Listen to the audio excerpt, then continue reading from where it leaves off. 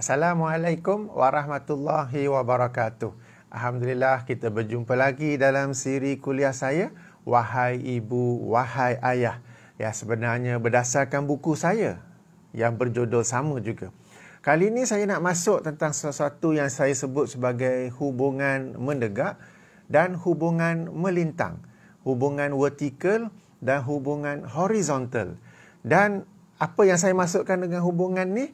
Mari sama-sama kita rujuk ayat 36 surah An-Nisa. Ayat 36 surah An-Nisa, di mana Allah Subhanahu wa taala berfirman, A'udzubillahi minasyaitonirrajim. Wa'budullaha wa la tusyriku bihi syai'a. Dan sembahlah Allah dan janganlah kamu menyekutukannya dengan apa-apa jua. Wabil walidaini ihsana, dan berbuat ihsanlah dengan kedua-dua ibu bapa. Okey, ayat ini ada sambungannya, tapi saya hendak sampai situ saja sebab kita di sini bincang tentang ibu bapa kan. Jadi kalau lihat ayat ini, dia macam terbahagi kepada dua.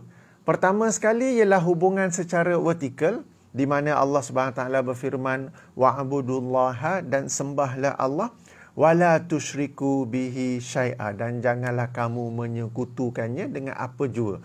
Dan inilah yang saya masukkan sebagai hubungan menegak, di mana hubungan kita dengan Allah berdasarkan rangkap pertama ni ialah kita mentauhidkan Allah.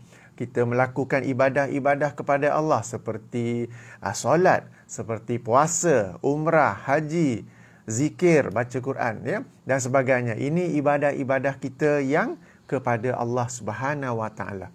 Akan tetapi Islam ini sebagai satu din, satu din untuk kehidupan kita, sebagai agama yang lengkap, ia tidak cukup dengan hubungan vertikal kepada Allah sahaja. Sebaliknya ada hubungan horizontal, ada hubungan melintang, yang ini merujuk hubungan kita kepada sesama makhluk.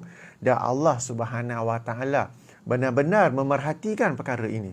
Ya, sebab itu selepas saja disuruh kita sembahnya, jangan menyekutukannya, Allah sambung dengan untuk kita berbuat baik. Yang pertama sekali dengan ibu bapa, kemudian kalau baca sambungan ayat, kaum kerabat, orang anak yatim, orang miskin dan sebagainya. Ya, saya nak beri fokus sedikit kepada hubungan melintang ini, sebab pada pengamatan saya, minta maaf jika tersilap, pada pengamatan saya ada sebahagian, bukan semua, ada sebahagian umat Islam yang mereka hanya menjaga hubungan mereka secara vertikal, secara menegak, yakni mereka hanya menjaga hubungan mereka kepada Allah Subhanahu wa taala.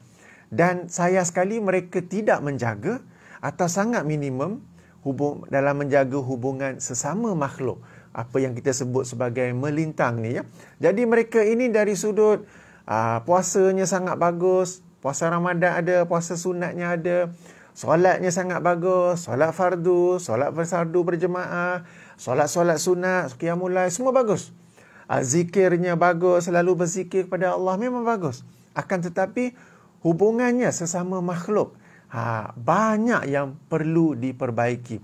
Kenapa begitu? Sebab ada kalanya ada sebahagian dari kita ni memandang Islam ini, bila mereka menjaga hubungan dengan Allah sahaja, sudah cukup. Sudah cukup elok. Jadi mereka macam meremehkan, ya, hubungan sesama manusia. Untuk membetulkan salah faham ini, saya ingin membacakan beberapa hadis tentang betapa pentingnya hubungan sesama manusia, hubungan sesama makhluk, ya. Okey, ada beberapa hadis yang saya nak kongsikan. Pertama sekali hadis tentang kejiranan dalam riwayat Imam Ahmad dalam musnadnya. Okey.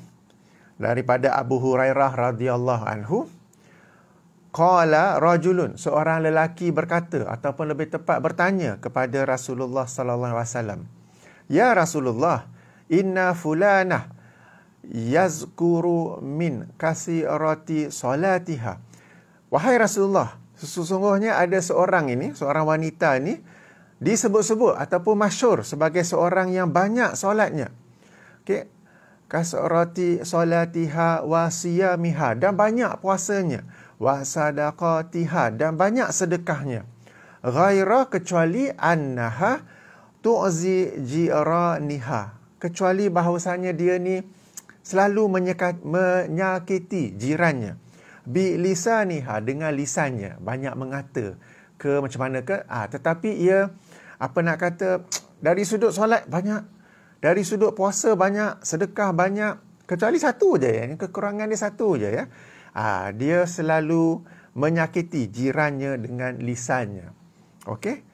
Qala, bersabda Rasulullah sallallahu alaihi wasallam, hiya finnar, wanita itu dalam neraka.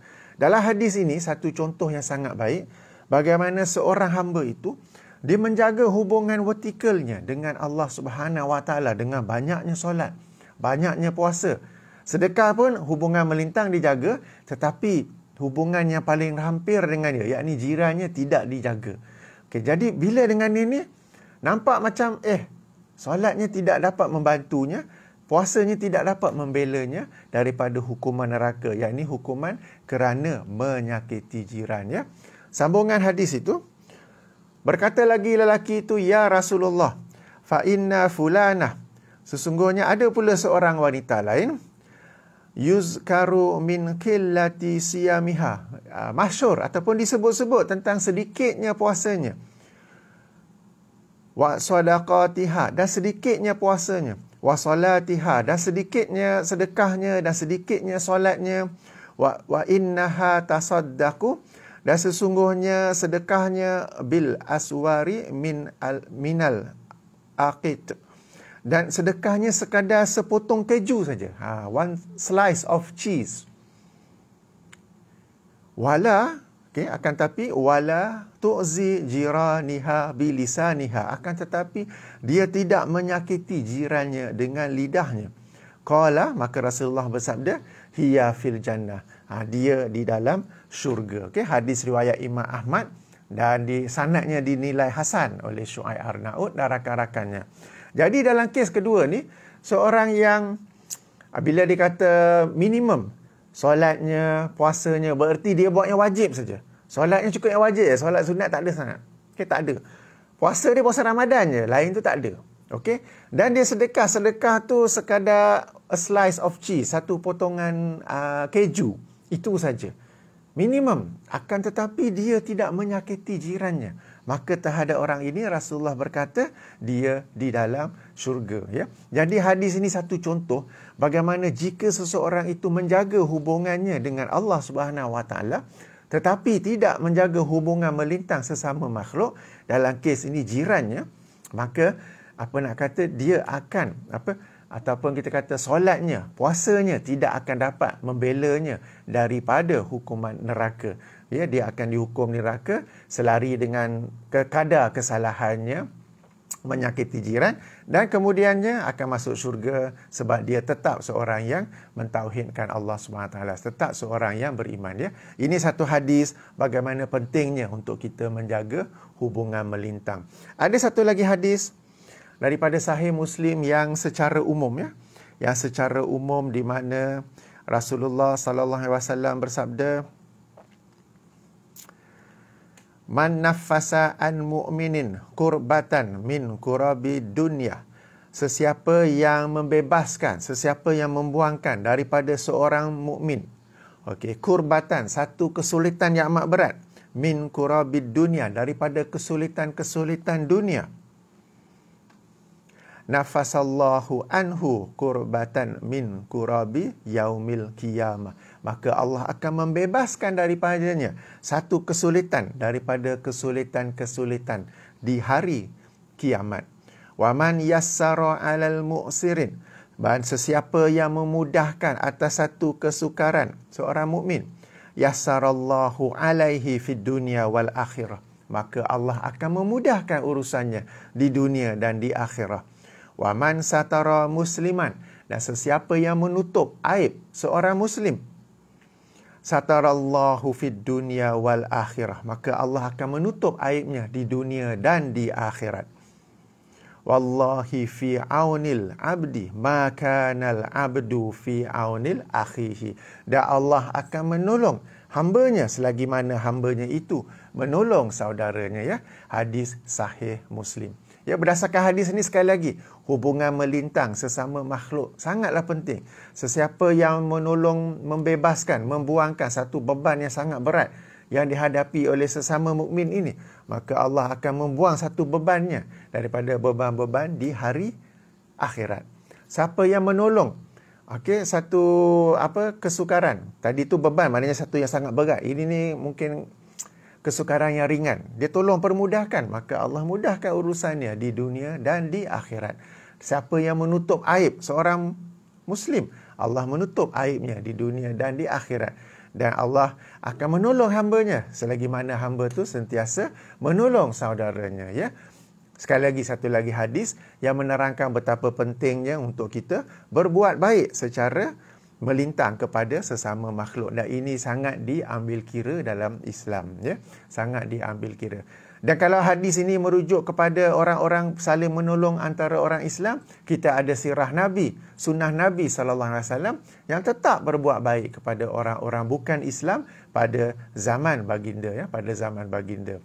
Bahkan ada juga riwayat-riwayat yang sekalipun mereka itu pernah berbuat jahat ke berbuat tak baik kepada baginda, menolak dakwah baginda, baginda tetap berbuat baik kepada mereka. Hubungan secara melintang ini tidak sekadar sesama manusia, tetapi juga kepada haiwan-haiwan. Saya rasa semua pernah dengar hadis masyhur daripada Sahih Bukhari tentang seorang pelacur yang apabila dia berjalan, dia nampak seekor anjing yang sedang dahaga di tepi perigi. Ya, anjing kalau dahaga, lidah dia terkeluar dan kemudian dia duk pandang dalam perigi itu maka pelacur itu bersusah payah menggunakan kasutnya untuk cuba mengambil air dan memberi anjing itu minum. Sehingga akhirnya Rasulullah SAW bersabda, Allah mengampunkan dosa-dosa pelacur itu. Ya. Ini hubungan antara manusia dengan haiwan, di mana Allah SWT mengampunkan dosa-dosa. Bukan sebarangan dosa, ya. Dosa itu seorang pelacur. Walaupun dia seorang pelacur, dia tidak beriman pada Allah dan hatinya tetap lembut untuk membantu sesama makhluk Allah. Dan ada juga satu lagi hadis tentang haiwan. Mungkin di kalangan kita belum pernah mendengarnya, ya. Daripada Sahih Bukhari, Rasulullah SAW bersabda, dakhalat imra'atun nara. Seorang wanita itu memasuki neraka fi hirratin, kerana disebabkan oleh seekor kucing, rabatotha, yang diikatnya, falam tut'imha, dan dia tidak memberi makan kepadanya, walam tadawha, dan dia tidak pula membebaskannya, ta'kulu min khashashil ard, untuk kucing itu pergi cari makan sendiri serangga-serangga di bumi. Ya. Seorang wanita itu, dia ikat kucing, dia tak bagi makan dan dia tak bagi kucing itu bebas untuk cari makan sendiri.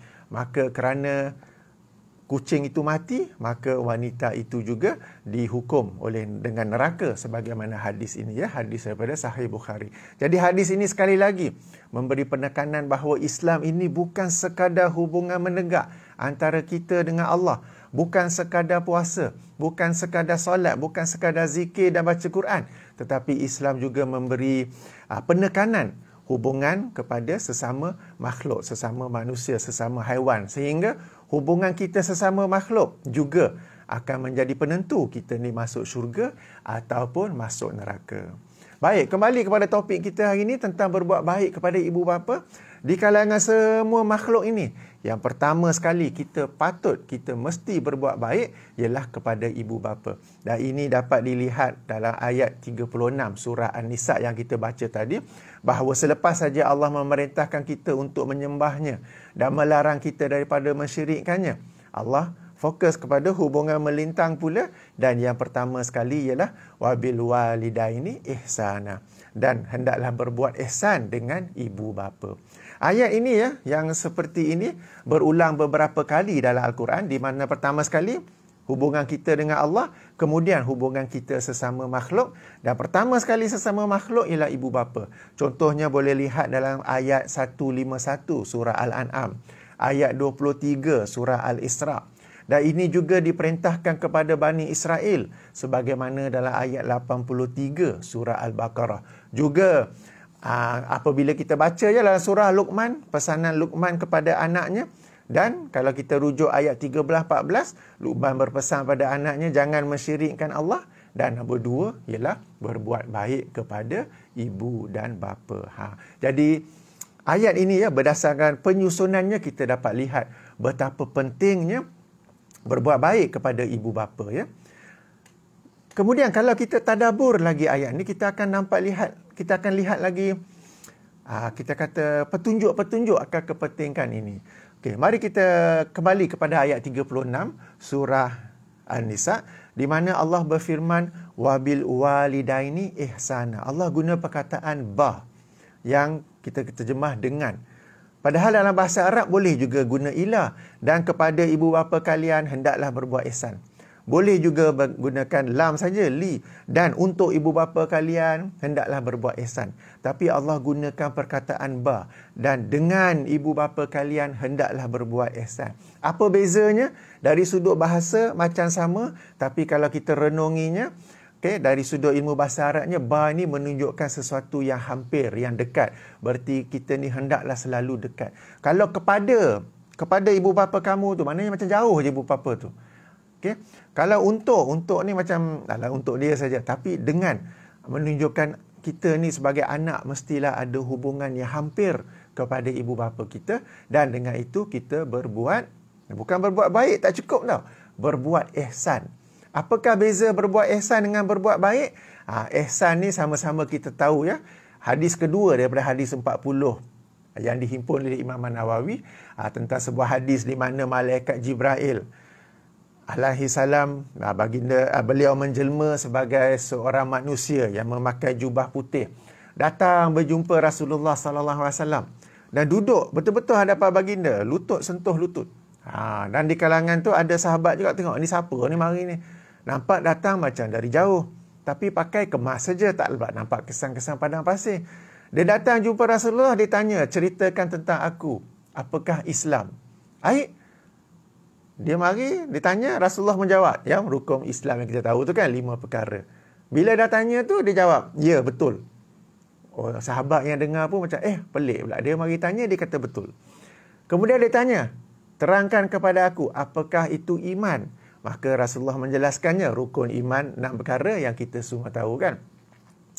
Dah jelaskan, dia jawab, betul. Kau yang tanya, kau yang jawab betul. Okey. Kemudian ditanya lagi, apakah itu ihsan? Lalu Rasulullah SAW jawab, ihsan itulah kamu beribadah. Okey, seolah-olah kamu melihat Allah. Dan sekalipun kamu tidak dapat melihat Allah, ketahuilah Allah melihat kamu. Jadi ihsan ni kita berbuat baik, kita beribadah ke, kita buat baik apa ke, kita buat baik pada satu level, bukan baik biasa-biasa, bukan sekadar melepaskan batuk di tangga, bukan sekadar cukup syarat, tetapi buat baik yang satu level ni seolah-olah Allah melihat kita. Tak? Dengan keyakinan Allah melihat kita. Dan sekalipun kita tak nampak Allah, tapi ketahuilah, yakinlah bahawa Allah lihat apa yang kita sedang buat itu. Maka level nak buat baik kepada ibu bapa ni level ihsan. Level yang kita buat baik dengan kita kesedaran bahawa Allah SWT sedang melihat kita. Allah SWT memang melihat apa yang kita buat, memang tahu apa yang kita buat. Tapi bila ihsan ni kita dengan keyakinan Allah memberi special attention kepada kita.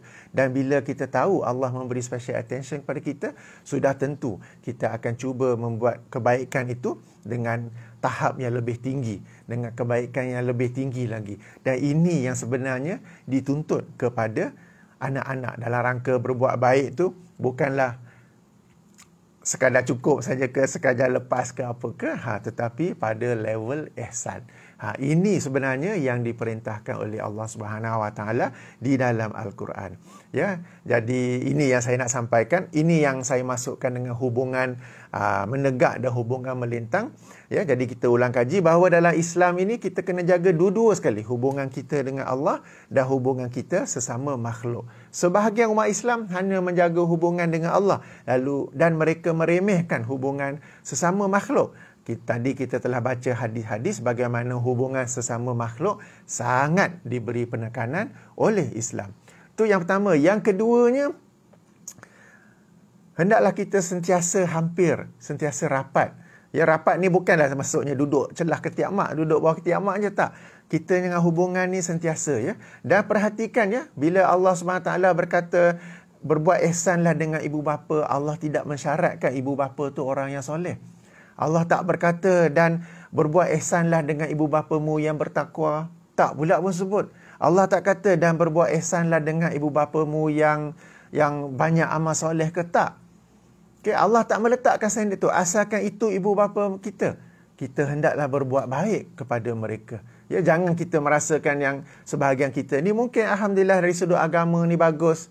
Alah, bapa aku kat rumah tu asyik isap curut je. Semayang pun entah semayang ke tak ke apa ke, kita macam meremehkan mereka. Janganlah pula mak kita, alah pakai tudung pun tudung makcik. Umur dah tua baru pakai tudung. Tak payahlah sangat. Okay? Bukan. Sebab bila Allah memerintahkan kita untuk berbuat ihsan dengan ibu bapa, Allah tak mensyaratkan ibu bapa tu kena super parents.